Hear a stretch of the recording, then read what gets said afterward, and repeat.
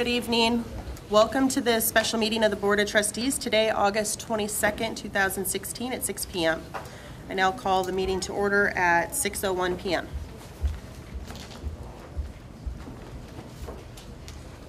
Yeah, can you do roll call, please? Dr. Leisd. Present. Mr. Jason Olson. Here. Ms. Leanna Harding. Here. Mr. David Montemayor. Here. Ms. Melissa Myers. Here. Mr. Alejandro Flores. Here. Mr. Dan Blackwood. Here. Mr. DeLeon English. Here. Thank you.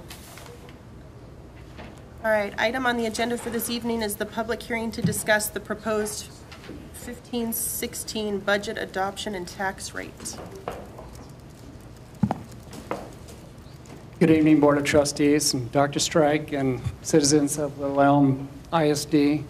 This is the 26-17 budget presentation, and a little bit of history. In 2015-16, the Board of Trustees adopted a maintenance and operations M&O tax rate of $1.17 and a debt service tax rate of 50 cents, which required a tax ratification election. And the Board of Trustees made a motion to decrease the debt service rate from 50 cents to 37 cents, keeping Little Elm ISD's overall tax rate at $1.54. The 2016-17 proposed budget is based on an M&O tax rate at $1.17 and a debt service tax rate at 37 cents. This maintains the overall tax rate at $1.54 for the 7th year in a row. And the passage of the TRE in 2015-16 added approximately $4.3 million to the 2016-17 M&O estimated revenue. That's saying that if we would not have had the TRE in 2015-16, our budget for 2016-17 would be $4.3 million less. Some budget facts for 2016-17. The M&O proposed budget is a balanced budget. The overall budget reflects a 14.2% increase from 2015-16's initial board-approved budget. Little Elm ISD budgets to revenue, in which that means is that the state allocates funding based on a funding formula. The formula calculates how much state funding Little Elm will receive. And then, as you know, LEISD is a fast-growth school district and is under heavy budgetary pressures due to adding over 300 plus new students each year. Over the past 3 years, Little Elm students enrollment has increased approximately 870 students. The proposed balanced budget is a product of ongoing instructional need assessment and prioritization. And one major decrease this year was at the facilities acquisition and construction function level. And due to the aging buildings and student growth, the district is projecting the need for future financing to construct new facilities, expansion, or renovations of current facilities. 93% of Little Elm's M&O revenue is generated from property tax collections and state funding formula. The revenue drivers of property values went up from $2.4 billion to $2.8 billion. The major factor is tax rate and collections. And then enrollment, 7,175 students to 7,509 students. Major factor there is our state funding formula. Appropriations, 78% of Little Elm's M&O appropriations are allocated for payroll costs. 80% of Little Elm's M&O appropriations are budgeted at the school campus level. Administration and support service functions are held flat at 5% of total budget. Payroll and payroll-related costs increased $4.5 million from the 25-16 initial budget. And remember, this was prior to the TRE being passed. And this is mainly due to 2015-16's 5% of actual salary increase after the initial budget, additional $1,200 per year health insurance contribution. The 2016-17 budget also includes 15 new board-approved positions for the 2016 school year.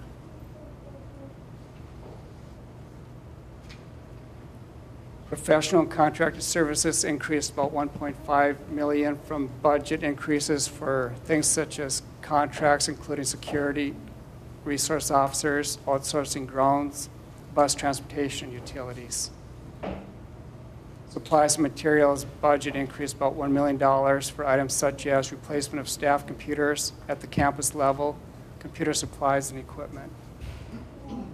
Other operating costs increased $700,000 for costs associated with one-to-one student insurance initiative and area state travel for UIL and employee travel for professional learning opportunities. And the major key indicator that we keep our eye on is the major revenue to payroll ratio. 93% of Little Elm's M&O revenue is generated from property tax collection and state funding, and that makes up our major revenue. Our major costs, again, is 78% of Little Elm's M&O appropriations are allocated for payroll. Our historical key indicator is in 2012-13, 83.82% of our major revenue was allocated towards payroll, and we had a deficit of $1.6 million. In 2013-14, 79.52%, we had a $1.7 million deficit, and we did back out some extraordinary revenue from insurance recovery and tax maintenance note. In 2014-15, it dropped a little bit to 76.2% of our major revenue, and we added $1.6 million to fund balance. In 2015-16, our budget as it stands is 79.46% of our revenue, and we're estimating about a $970,000 deficit. In 2016-17, our proposed budget for payroll is 79% of our major revenue, and again, we're proposing a balanced budget. I believe there's a correlation between that ratio and our bottom line.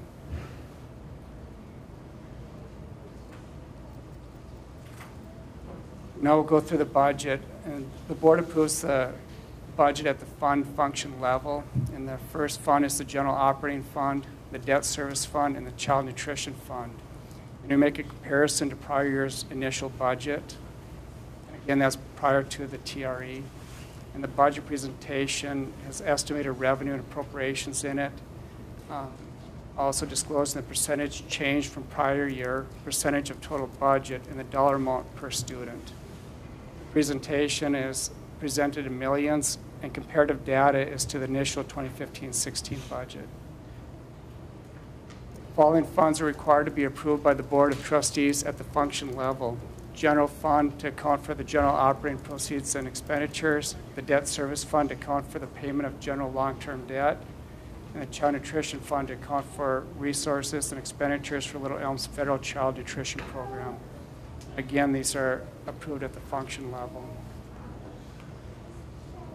The general operating fund, our initial approved budget in 2015-16 was $54 million. The change from prior year's initial budget is $8 million. Our proposed budget is $62 million, and our appropriations, again, match our estimated revenue.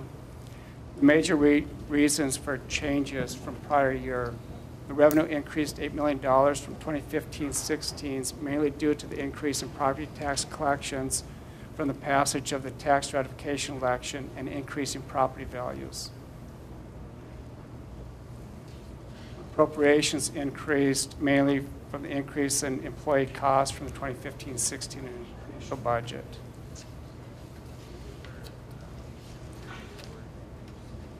Changes from prior year's final amended budget is flat. Prior year's final amended estimated revenue is $62 million. And you'll see that at the board meeting tonight.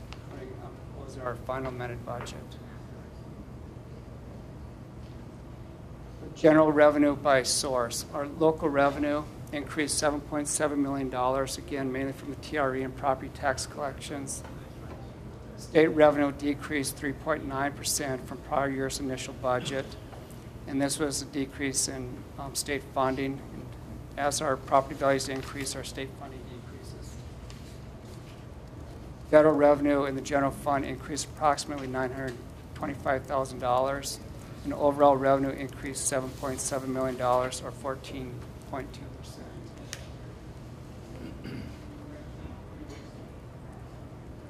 Our general fund revenue by major revenue source.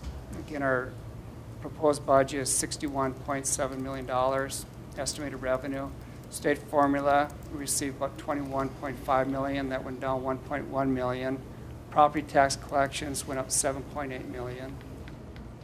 And we have other revenue, we increased about $1.1 million. We just captured, we had the revenue, some revenue sources last year. We just didn't capture them at our initial budget. This year we did that. That makes that almost that million. 2015-16, you can see our state formula as far as percentage of total revenue was 42%. 2016-17, that decreased 35%. And our property value, our property tax collections went from 51 up to 58%. It's flat at 93% of Little Elm's general fund revenue is generated from property tax and state funding formula.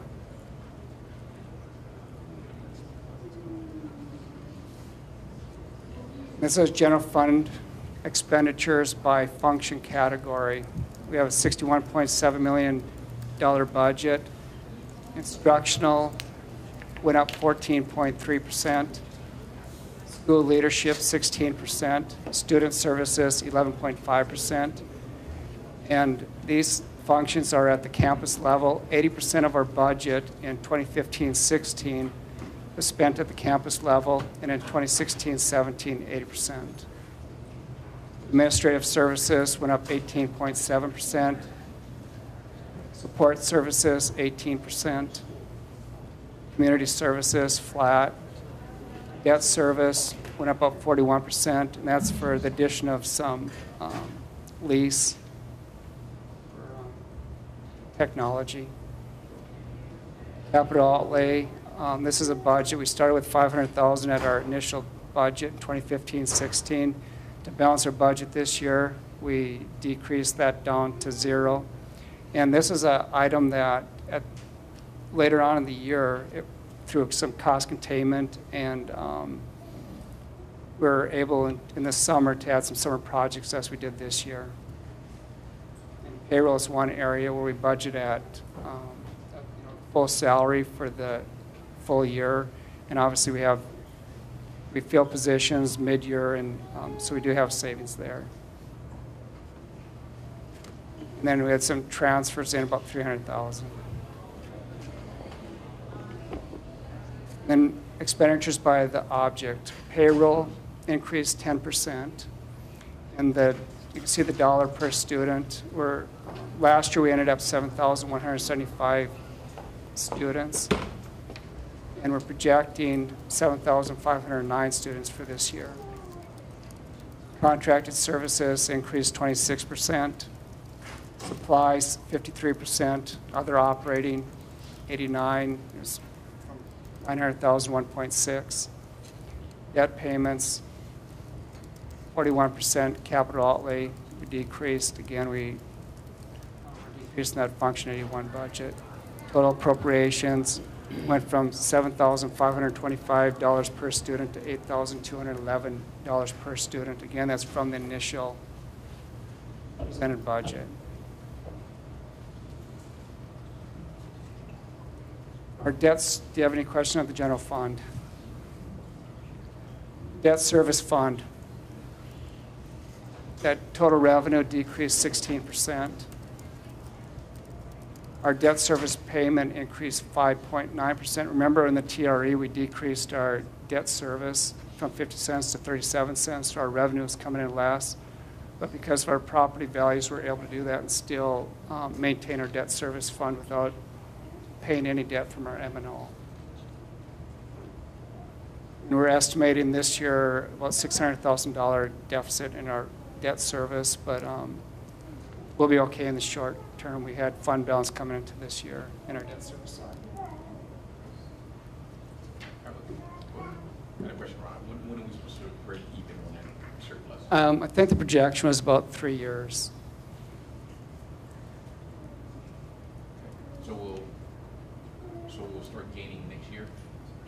in about 3 more years from 2016, 17, 20, about 21. Okay, so 3 years. In our 2015-16 outstanding debt, $138 million, $18,960 per student. 2016-17 outstanding debt, $150 million, $19,980 per student, and this was increased due to the sale of the $21 million authorized bond from the 2002 bond election.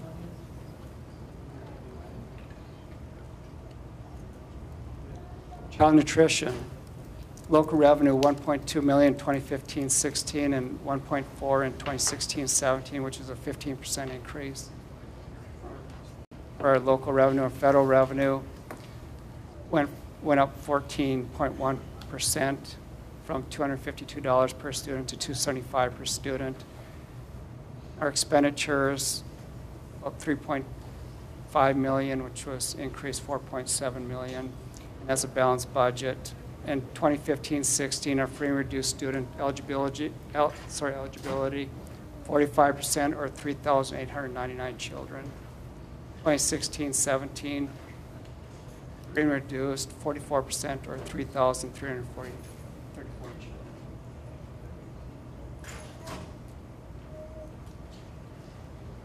And this will be the budget that we'll be asking you to approve at the board meeting tonight. Our general fund, $61,655,279. Child nutrition, $3,498,177. Debt service, $12,089,693. Our total budget, $77,243,149.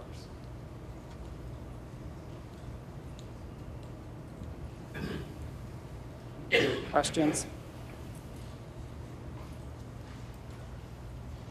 Take any citizen input at this time? Math majors? This is a public hearing, so you guys can ask questions if y'all have any. Are teachers getting a raise? We just approved one of those, if I remember right. Yeah, we did have a raise last year, a 5% raise on actual salaries, and then we increased the health insurance contribution by $1,200 per year. And there's a decision. Do you like to speak to that, Dr. Well, no, I just think last year when we came to the board, just to answer that question, we had a conversation about do we come with 2% raise and go 2% this last year, 2% this year, 1%, 2%, 3% the next year. And what we felt like, just simply because we were a little bit behind the curve, that rather than spread and go 2%, 2%, 2%, that we were better to come with a 5% raise plus the $1,200, which was the largest raise package in North Texas, to try and bring us up to where we needed to be to reward our teachers where they're at. And so while different districts are given 2% and 3% raises, we felt like, would you rather have 5% that goes on for the rest of your career, or 2%, 2%, 1%, and no health care benefit to it? Because the health care benefit, the good side about that is if you take our insurance, that $100 extra per month is not taxed. So that's a pure $100 in the paycheck. So we went with that rather than spreading it out. We're looking at some other alternatives that we'll have a conversation about with the board coming into once the budget is passed. That will probably be November type decisions that may be some sort of a system that we can do some rewarding along the way. Any additional questions or input? Rod, Grant, you may want to answer if people paid attention about our drivers. State revenue showed it going down 1.1 million, and yet we get rewarded in the fact that we're adding students, but yet state revenue goes down. Do you want to kind of explain how that happens, that we actually have a decrease in state revenue when students are part of the funding formula, so shouldn't it be going up? Yeah, as our property value increases, we have a local contribution to our dollars, and as that happens, the need for state funding, as far as the state's concerned, it decreases. So as our property values go up, our local tax revenue goes up, but our state funding goes down. Even with the flat tax rate of $1.54, which has been, what'd you say, the last 7 years? Yes. As property values go up, even though the district doesn't raise its tax rate, Denton County Appraisal District raises the property values, and that's why constituents end up paying more taxes, not because our tax rate increased, but Denton County raised the appraised value. And when that happens, as was explained by Grant, is those revenues go up, the state says, oh, you need less money from us than what you had before, simply because you're collecting more at the local level. So the driver is not tax rate or our budget, the driver is appraised values from Denton County CAD, which sometimes that's confusing for folks when they see a flat tax rate, how can my taxes go up? And it's the appraised value, but when that happens, the state takes that money away and sends it elsewhere. We disagree with that, but there's nothing we can do about it. All right, if there's no further questions, I need a motion to adjourn. So moved. Second? Second. All in favor?